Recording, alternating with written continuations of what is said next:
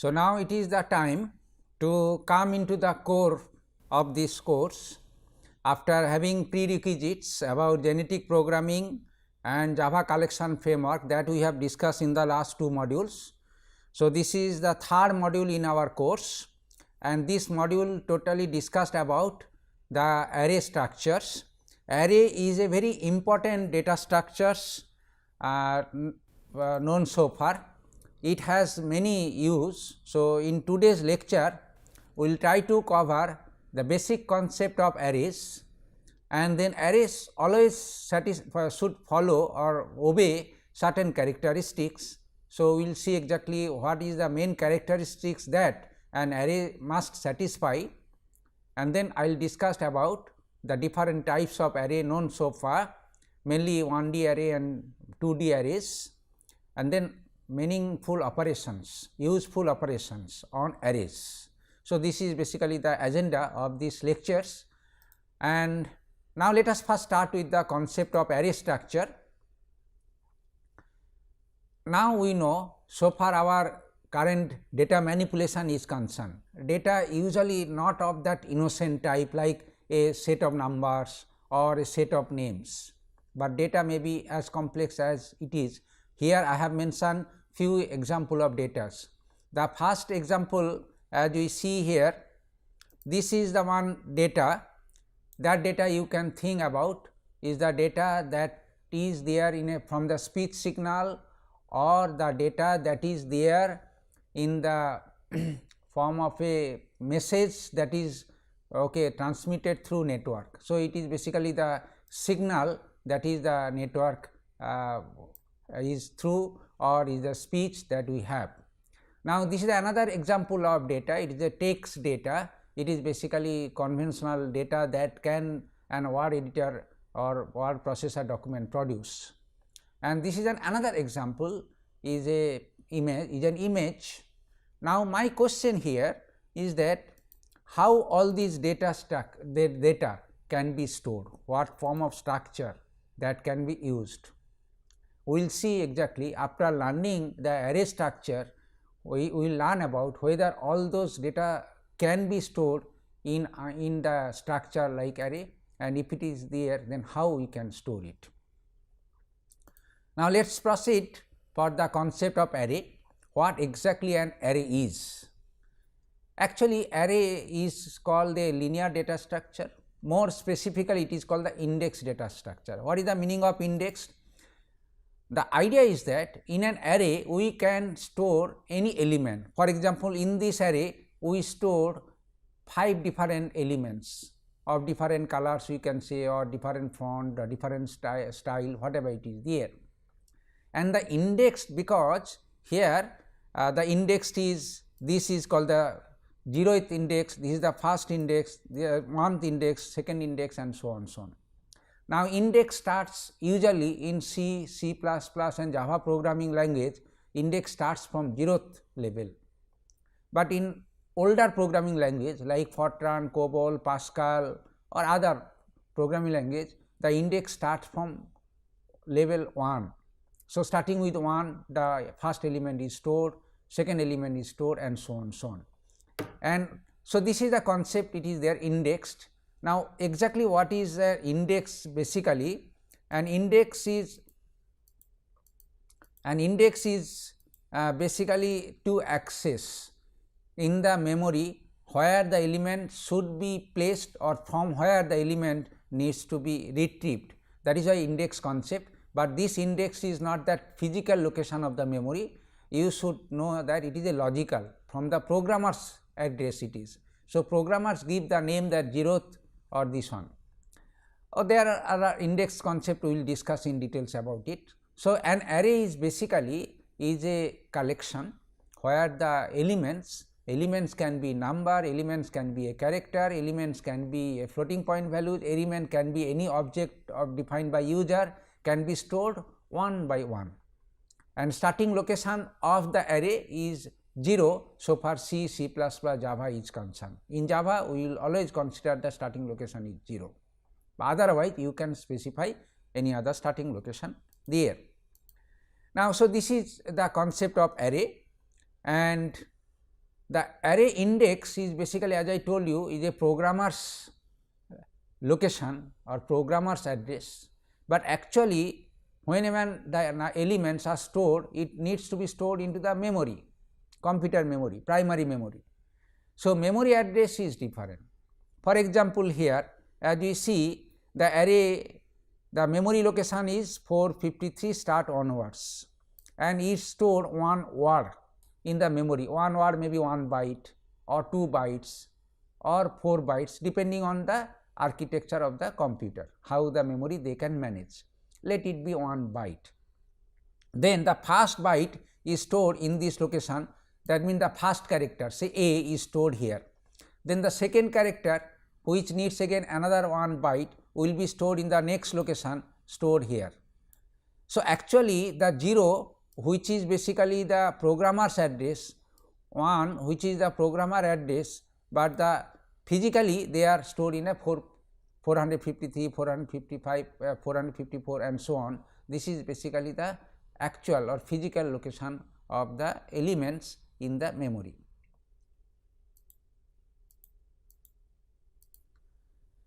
Anyway, so these are the concept there is for so array is concerned. Now array is basically is a index location, again it is also one by one consecutive location in the memory is concerned, and there is a mapping, actually mapping in the sense that the location defined by a user or used by a programmer and the actual location that is used by the system in memory are to be mapped somehow. So, for this mapping, so this formula you can use for that. The address of any ith element in the memory. So, AI, here A is basically is the name of the array. Every array should be uniquely given a name by the programmer. So, usually capital letter is used or small letter is used, whatever it is there. So, for example, here A is the name of the array, and within the square bracket I indicates that it is according to the programmer's notation, intuition is basically ith element.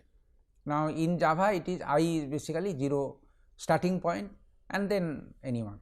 So, 8th location, if I is 8, actually it is the 9th element.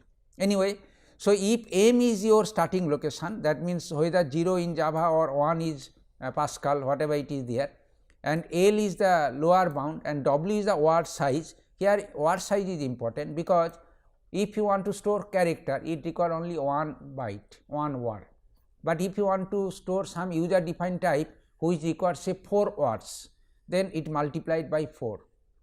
So, M is basically the starting location of the memory, that is the memory address. For example, in the last example it is 453, and L is the lower bound of the address or index. So, for example, 0, and then we will be able to find the address of the ith element using this formula.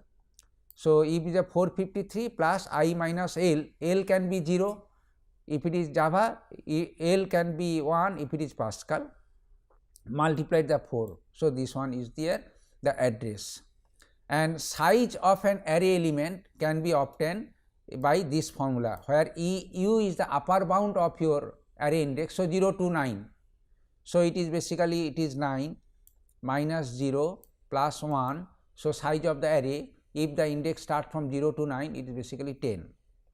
So, this is the concept, logically it is followed by all programmers, and for the better manipulation of the array elements, this concept needs to be little bit learned about it carefully.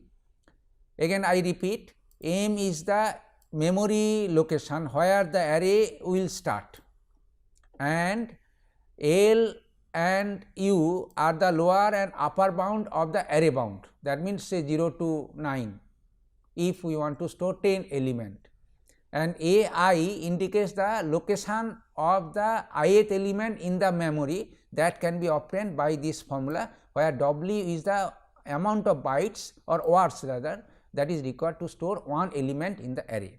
So, that concept needs to be very clear, and this way we can store an array in a memory, or actually from the user view to the actual view of the array actually.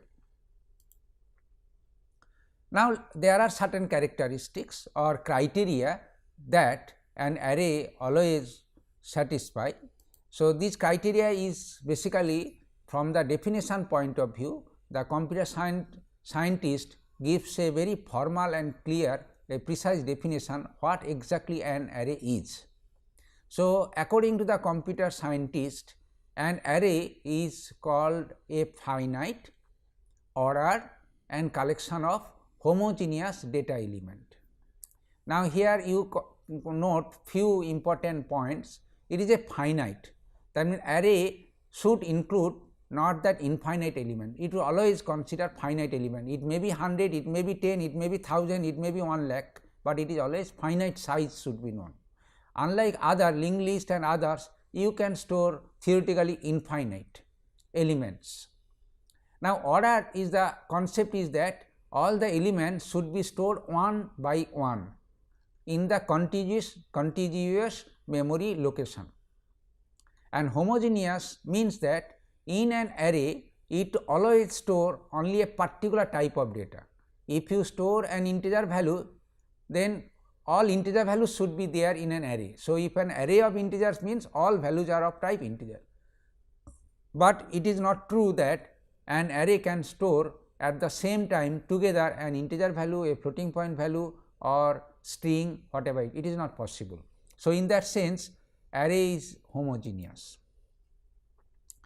And another one difference, actually array is a group of elements, we can say, more precisely we can say set of elements, but the difference is that an array can contains any number of elements whatever it is there, and any number of times a particular elements may occur. This means that array allows duplicacies.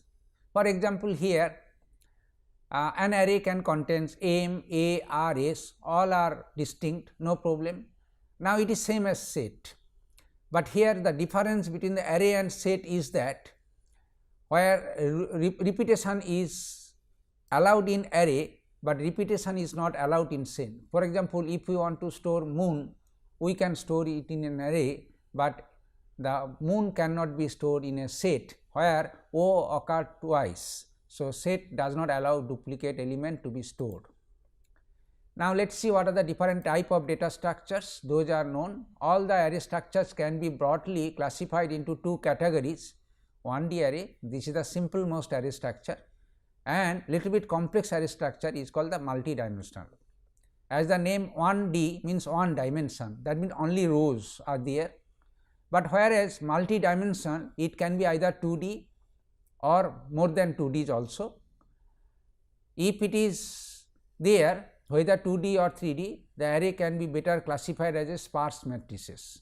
Now, we will discuss about when an array or multi-dimensional array is called the sparse matrix and others. Usually 2D array is also alternatively termed as matrix. Now, here is an example, as you can say the array as a 1D array. The first example that we can see here is basically is a 1D array.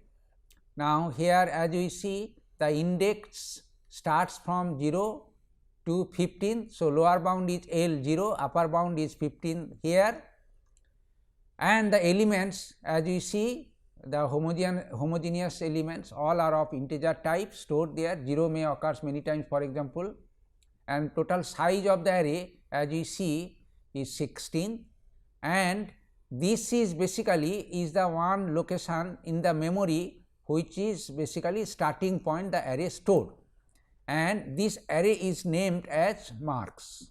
So, every array should be uniquely by name. So, if I say marks, then within square bracket 10, so basically it hits the 95 element, that means the 10th element in the array, this one. Now, so this is about 1D array. 1D array, in order to access only one index is required, that means here I, this index is there. Now, 2D array, here this is an example of 2D array. Here actually it see this is the number of rows are there, this is the first row, this is the second row and third row and fourth row. It includes 4 rows are there. In addition to the 4 rows, there is the columns also there, 1 column, the first column, second column, third column, then fourth column and the fifth column. Now, so this is one array we can say with 4 rows and 5 columns. Altogether we can say it stores 20 elements, 4 cross 5, 20 elements are there.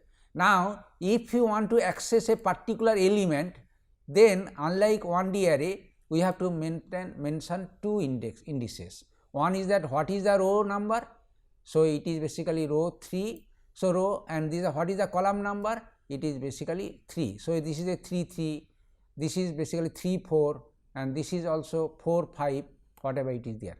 But again index like in Java start from 0 to the upper values. So, the row, this is the 0th row actually, and this is basically row 3, this means that 4th row actually. So, 0 because index start from 0. Similarly, column index also start from 0 0.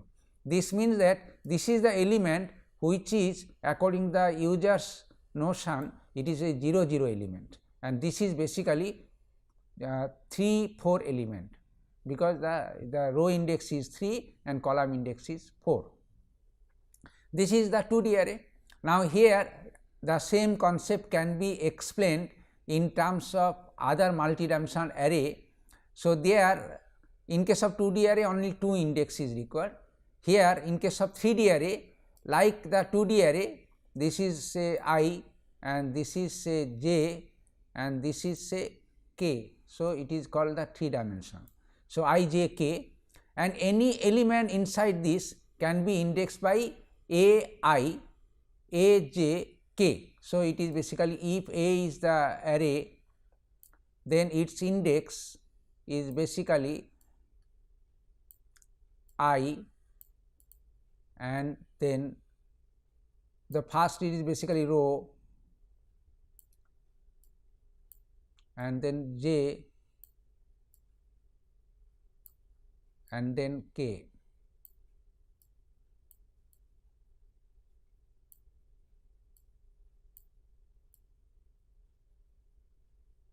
So, there are 3 indices are required in order to access the element. So, it basically says that this basically also alternatively called in 3D, it is one called page. So, ij the k indicates that which is the page. So, 0th page or 10th page depending on. So, this is the k, this is the page, and then in each page row and column needs to be indicated, so that it basically pinpoint the actual location of the array elements there. So, this way the array of different dimensions, and the concept can be extended likewise to the higher dimension, nth dimension, then a, I, j, k, l and so on.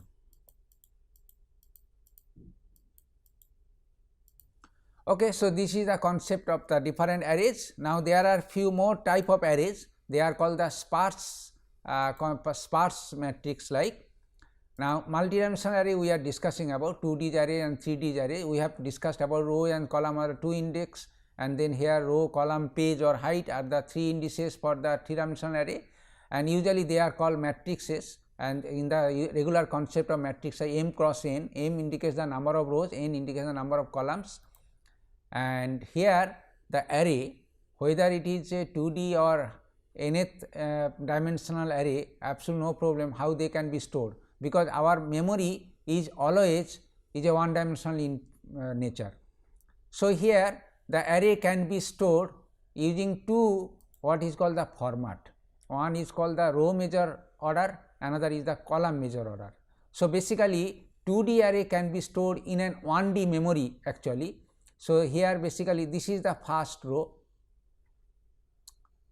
So, row measure order means here we see first rows of all the elements should be stored first, then the second row of the element will be stored in the second row, and here is the second row and so on.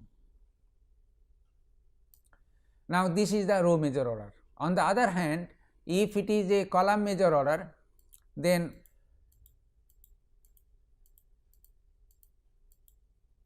it is in the column measure order, then here the first column will be stored here in the first column as you see here, and the second column will be stored here in the second that's position like this one. So, it is basically column by column.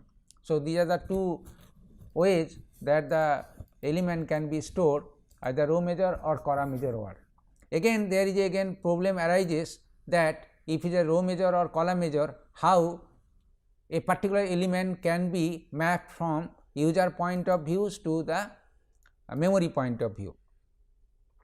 So, likewise the one dimensional array that we have already discussed, here also the address can be computed.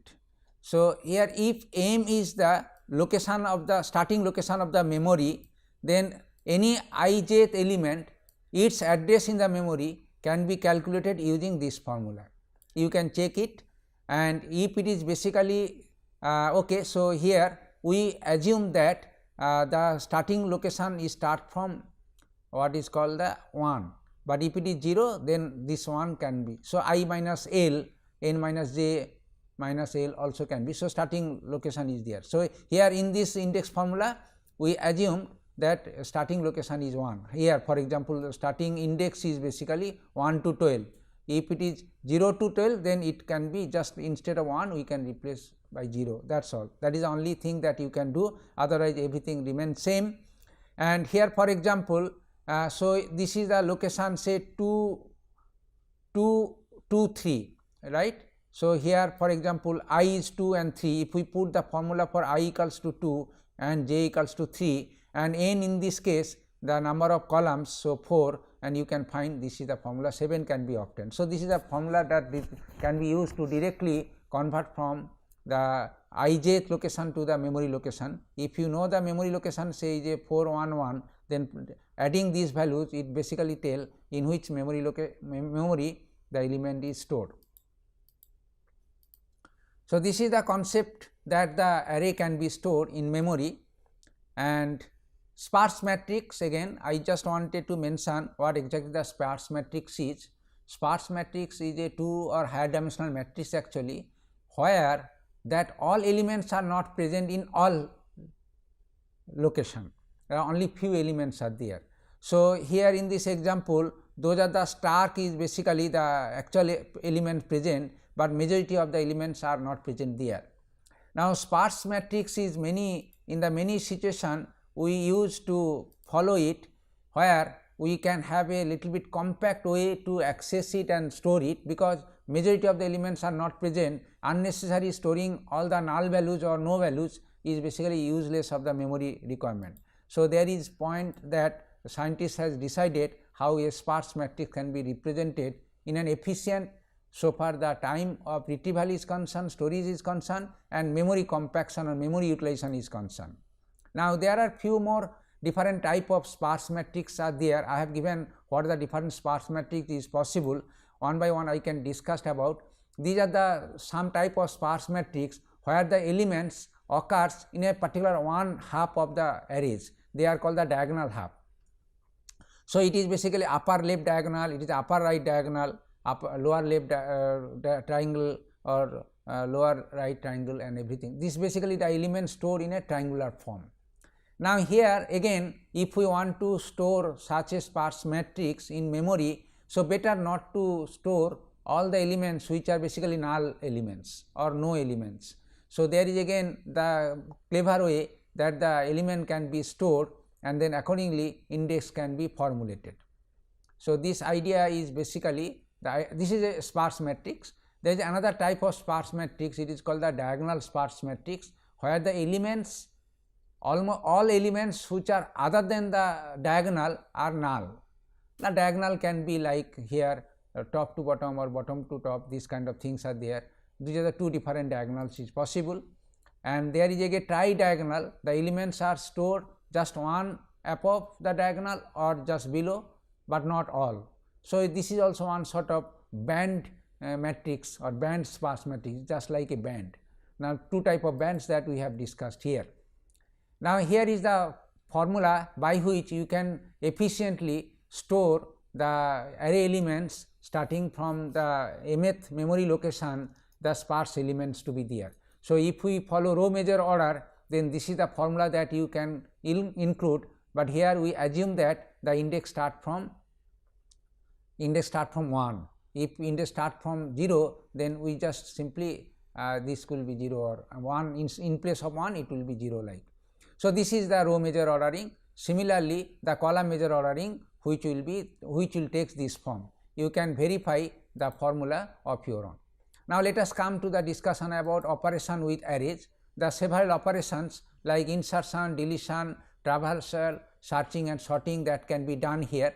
Now, in insertion operation, if you see, the first of all, if you have that array can accommodate because it is a fixed size, and then if we say that total size of the array, that means u to l is not filled, but the bottom part of the some location where is free, then in order to insert a particular element at in between some elements, then what we have to do is that we have to make a room for the next. For example, if we want to store an element here, then from this element onwards we have to push little bit one here, so that we can make a room for the new entrants and add the element there.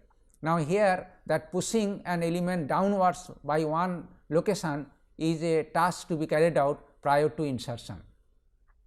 So, this is basically the idea about the insertion operation, and then there is an algorithm that you can follow also. We have written an algorithm for your understanding. You can check it how it is basically push one element towards down and then make the room ready for the new entrant and this one. So, this algorithm you can go of your own and you can understand how it works. Now, deletion just opposite to insertion. If you just delete one element, that position should not be make void, like we have to fill that position by the next element onwards, so that elements after deletion occupied by the valid element actually. So, in case of insertion push down, but here in case of deletion you have to push up one location as there, and there is a program, the algorithm that I have mentioned. You can go through the algorithm how this operation it is there, but we will write program easily in Java concept also, very simple programming that it is required. Now, the traversal is basically visiting all the elements to perform certain operation.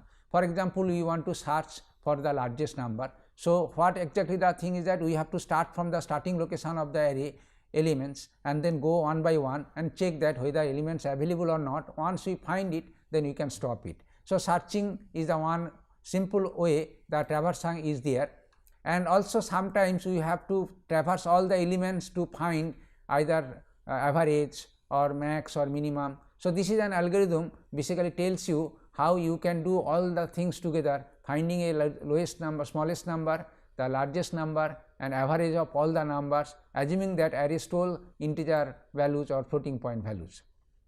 Now, searching and sorting are the two important operations that can be accomplished on the collection which is stored in an array, but sorting searching will be discussed in details when we will discuss algorithms and their implementation. This is towards the end of the course actually. Now, operation with 2D arrays. Now, 2D arrays is extensively used, seeing this is the matrix in mathematical manipulation, but in mathematics actually for the matrix algebra and others. So, mainly if you want to create a matrix, or if you want to print the matrix, or if you want to add or subtract two matrices or multiplying two matrices to obtain these matrices, the code is there. Now, this is a simple program by which we can see how all the elements those are there in the matrix. So, this algorithm tell that if m is the number of rows and n is the number of columns are there, then how a matrix can be visited. So, starting from r equals to 0 and c equals to 0, and then we can repeat the same procedure in a 2 loops, and we can print all the elements there, and then the matrix can be traversed, is printed. Similarly, addition and subtraction, it is also a 2 loops is required. One is an internal loop and the outer loop. So, for the internal loop it will visit all columns, and for internal loop it will visit all the rows, and then this way is basically continue the step of adding or subtraction until the entire array is there, and this program you can follow how it can work for you. Now, multiplication is basically unlike the addition and subtraction, 3 loops are there, I have given a logic for you. So, it is basically two matrices, those are conformable for their matrix operation, because all matrices cannot be multiplicable, because it should be the number of columns in one, the one matrix should be same as the number of rows in another matrix, then only we can do it. So, you have to first check that if it is satisfying or not. If it is satisfied, then perform this loop, and once the loop is completed, it will result, a resultant matrix is a different matrix Y.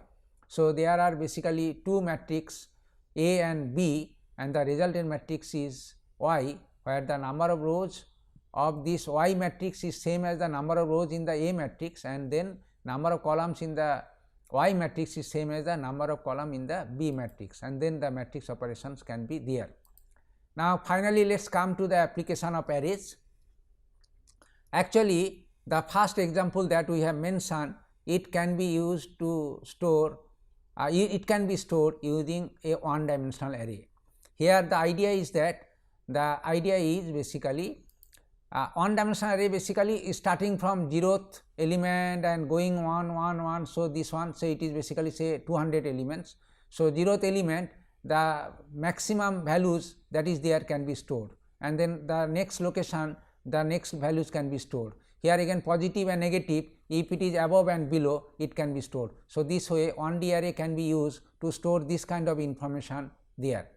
Now, here this can be used either 1D array or 2D array, because all 2D arrays can be basically realized as a 1D array, for example, as you have seen as a row measure and column measure order.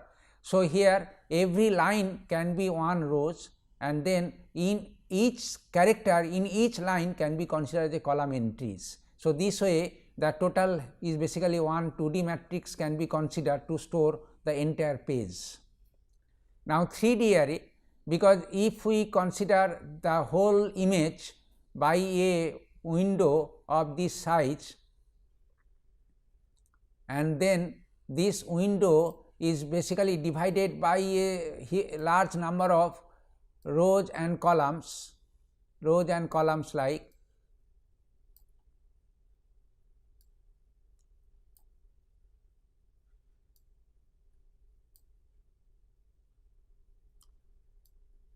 so it is basically so many columns, likewise so many rows, and so it is basically the whole images needs to be divided into a large number of rows and columns.